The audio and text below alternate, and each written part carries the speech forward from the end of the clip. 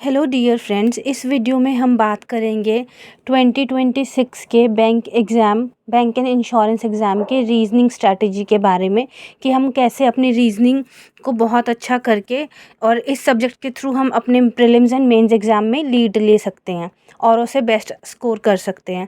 तो हमारा reasoning subject जो है वो डिवाइडेड होता है 2 सेगमेंट में, that is puzzle and miscellaneous. Puzzles में हमारे sitting arrangement puzzle and all types of puzzle आ जाते हैं, सभी टाइप की, ठीक है। और मिसलेनियस में आता है हमारा syllogism, direction, blood relation, coding, decoding, machine input and inequality, ठीक है। एंड थर्ड सेगमेंट जो है वो है क्रिटिकल रीजनिंग, ठीक है। तो मोस्ट स्कोरिंग सब्जेक्ट है ये एक बैंक एग्ज़ाम का जो रीजनिंग है। तो इसमें हम कैसे स्कोर कर सकते हैं बेस्ट, ठीक है।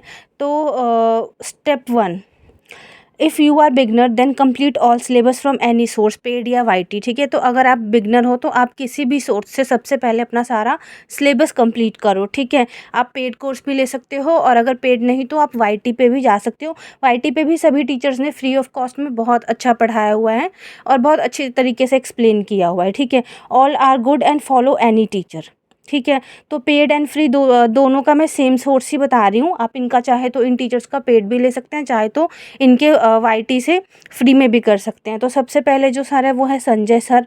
ये मेंस के लिए काफ़ी अच्छे हैं। प्रीलिम्स मैंने इनसे नहीं किया बट मेंस मैंने इनसे ही करा है ऑलमोस्ट सारे टॉपिक, तो आप इनको देख सकते हो। सेकंड नंबर पे पुनीत सर हैं।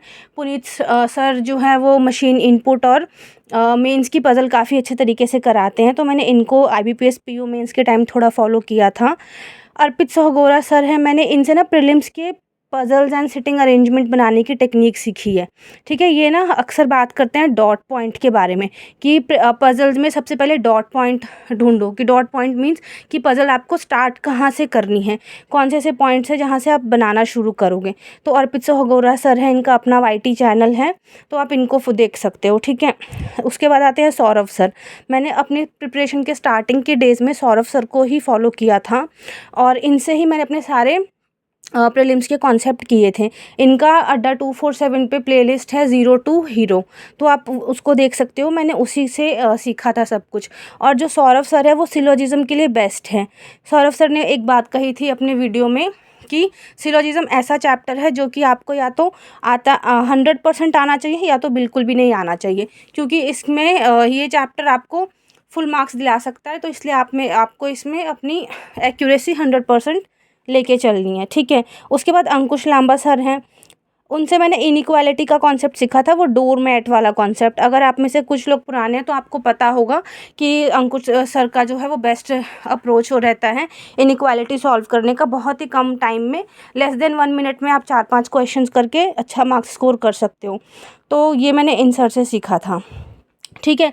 देखो बच्चों, रीजनिंग में ना एक चीज़ मैटर करती है। रीजनिंग और बैंकिंग एग्जाम के प्रिपरेशन में हर सब्जेक्ट में एक चीज़ मैटर करती है कि आपको ना किसी भी टीचर को ब्लाइंडली फॉलो नहीं करना है, कि मतलब किसी टीचर का चेला या भक्त नहीं बनना है आपको क्या करना है कि आपको ना हर टीचर को एक्सप्लोर करना है, मतलब हर टीचर के मेथड्स को एक्सप्लोर करना है, उनकी ट्रिक्स हो गई, टिप्स हो गई, उनका कंटेंट जो है वो सब मतलब थोड़ा देखना है आपको कि हाँ किन टीचर का कौन सा कॉन्सेप्ट, कौन से क्वेश्चंस को लेके कौन सा कॉन्सेप्ट बेस्ट है, ठीक है। तो आपको सभी से सीखना है कुछ ना कुछ कॉन्सेप्ट, कुछ ना कुछ थोड़ा उनके शॉर्ट वीडियो में जाके थोड़ा अपने आसपास से बच्चों से कंसल्ट करके। तो आपको ना हर टीचर का देखना है कि क्या मतलब क्या उनकी टेक्निक रहेगी, क्वेश्चन को सॉल्व करने की क्या टेक्निक है।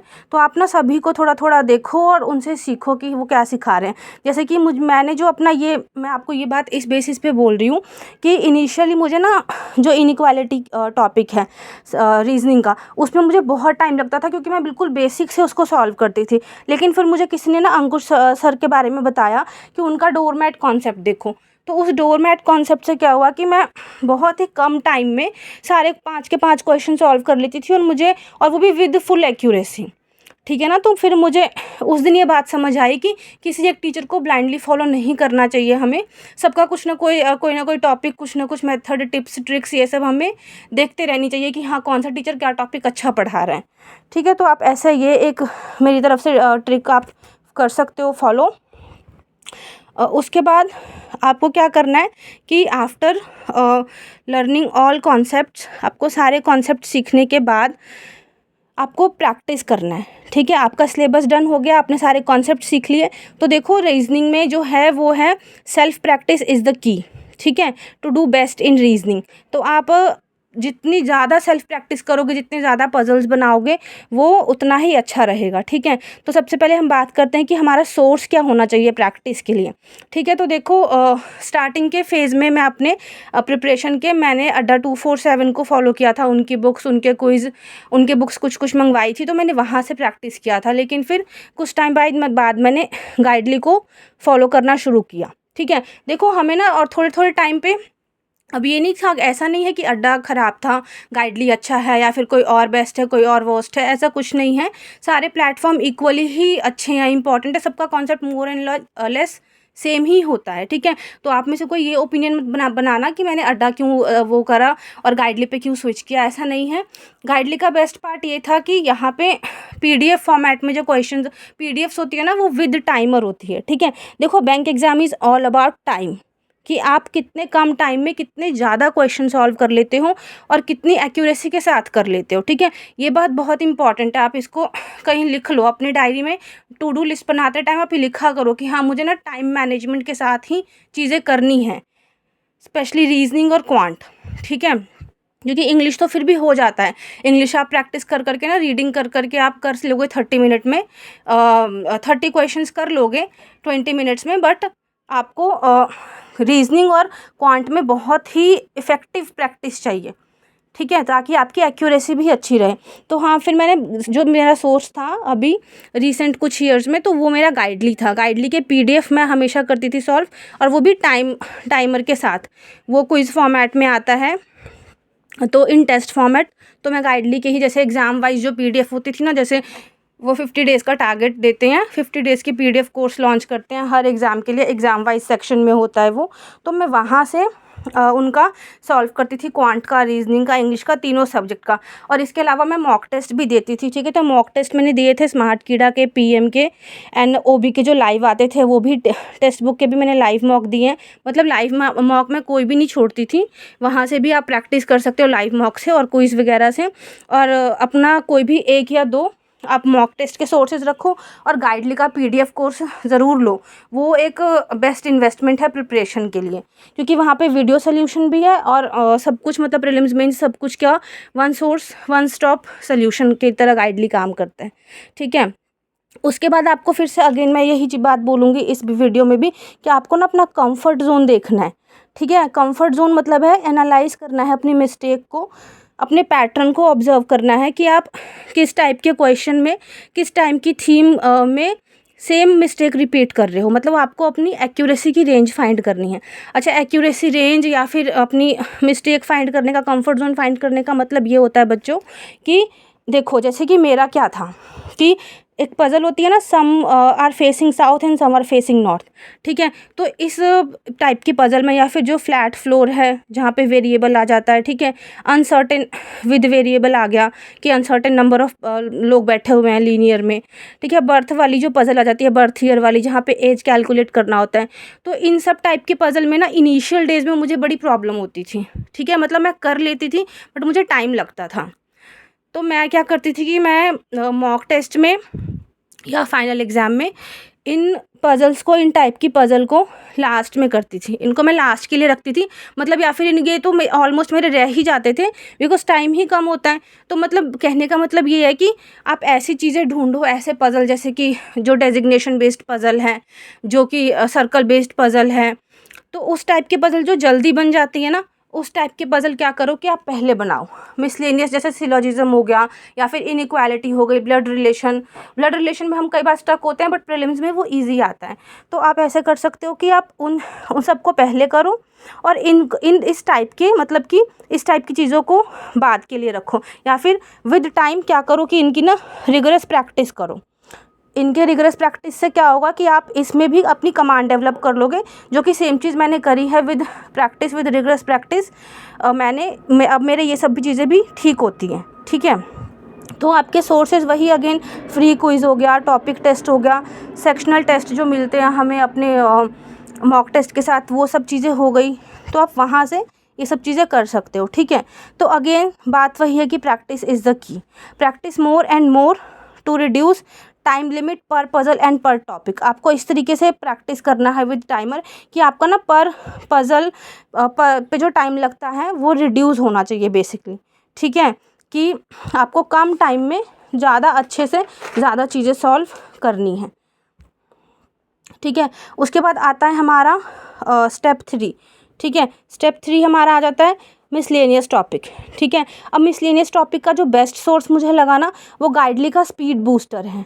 फॉर क्लर्क एंड पीओ ये दोनों एग्ज़ाम के लिए क्या करते हैं कि एक स्पीड बूस्टर का अलग से इनके उसमें सेगमेंट में होता है कोर्स, वो भी again quiz and PDF format दोनों में होता है। तो मैं हमेशा उसको क्विज़ फॉर्मेट में ही करती थी। और वहाँ से क्या होता है कि जैसे जो हमारे मिसलेनियस टॉपिक होते हैं ना उसकी बहुत ही अच्छी हमारी स्पीड डेवलप हो जाती है एग्ज़ाम तक, ठीक है। जैसे एग्ज़ाम से 15-20 दिन पहले क्या करना है कि प्रीलिम्स के मॉक देती थी मैं, और उसके बाद ये यहाँ से ये वाला अलग से स्पीड बूस्टर का पार्ट सॉल्व करती थी, ठीक है। देखो मिसलेनियस टॉपिक जो होते हैं ना ये सेवियर होते हैं, आपने इनको बहुत ही कम टाइम में बहुत जल्दी कर लेना है सो दैट कि आपके पास पजल सिटिंग अरेंजमेंट के लिए बहुत ज़्यादा टाइम बचे और आप फिर उनको करो, ठीक है। अगर आप ये गाइडली नहीं कर सकते यहाँ से तो टेलीग्राम पे बहुत सारे ऐसे पीडीएफ सर्कुलेट होती है, सेक्शनल मॉक होते हैं, क्विज़ होते हैं, वहाँ से आप मिसलेनियस की प्रैक्टिस कर सकते हो। बेसिकली मिसलेनियस पे आपको बहुत अच्छी कमांड डेवलप करनी है, ठीक है। तो सिलोजिज्म में अगेन जैसे कि 100% एक्यूरेसी इसमें होनी चाहिए। इसके 4 to 5 क्वेश्चन आते हैं, फिक्स हैं।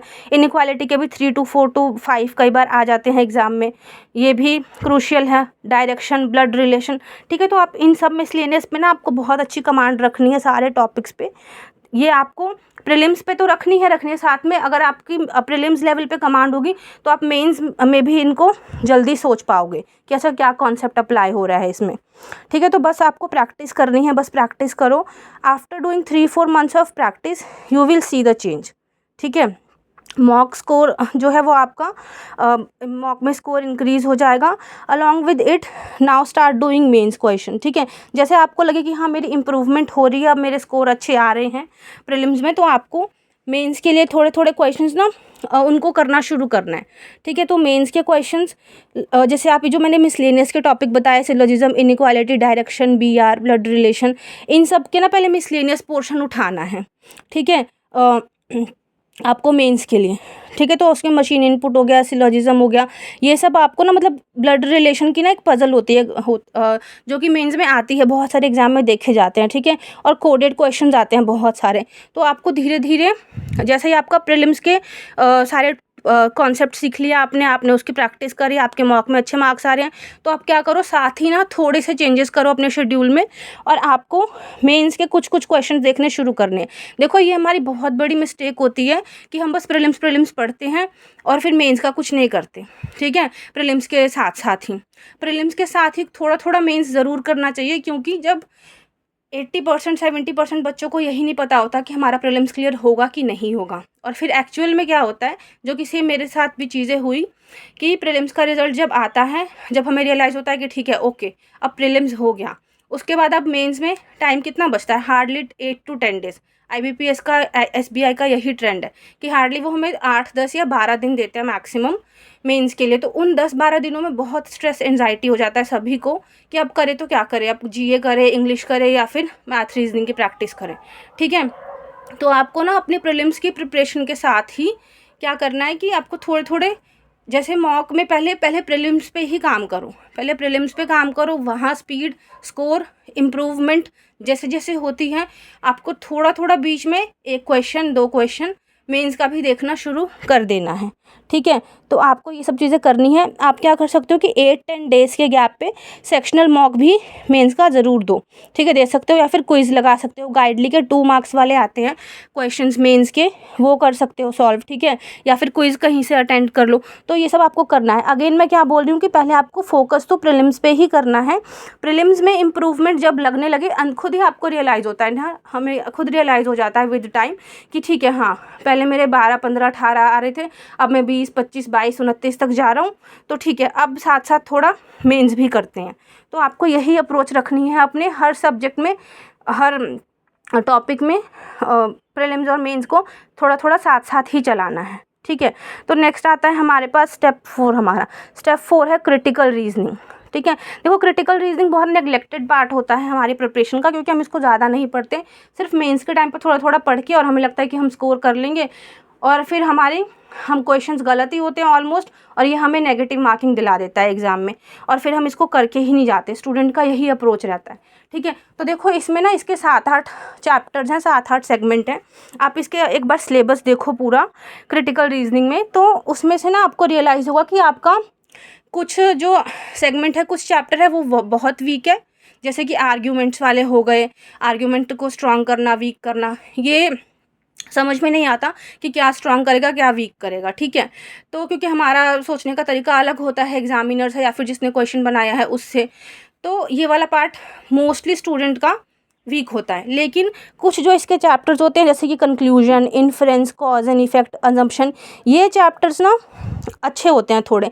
इनकी अगर हम इनकी थोड़ी प्रैक्टिस भी करें अपने प्रीलिम्स के साथ साथ, तो हमारी इसमें अच्छी एक्यूरेसी बन जाती है, इसमें हम हाई एक्यूरेसी डेवलप कर लेते हैं विद टाइम। अगेन मैंने वर्ड क्या यूज़ किया कि टाइम के साथ आपको इनमें भी प्रैक्टिस की रिक्वायरमेंट होगी, लेकिन आप क्या कर सकते हो कि आप इनमें प्रैक्टिस करके 100% एक्यूरेसी कर सकते हो, ठीक है। जैसे मेरी कंक्लूजन वाले में 100% होती है, अजम्पशन वाले में 90 to 100, बाकी इन सब में 80 to 90, ठीक है। तो मैं इनमें अपने मेंस एग्ज़ाम में या फिर जो रेगुलेटरी बॉडी एग्ज़ाम होते हैं उनमें मैं इन चैप्टर्स के क्वेश्चन ढूंढ के इनको करती हूँ, और इस पे मैं रिस्क लेना प्रेफर करती हूँ कि ठीक है ये मेरा स्ट्रॉन्ग पॉइंट है।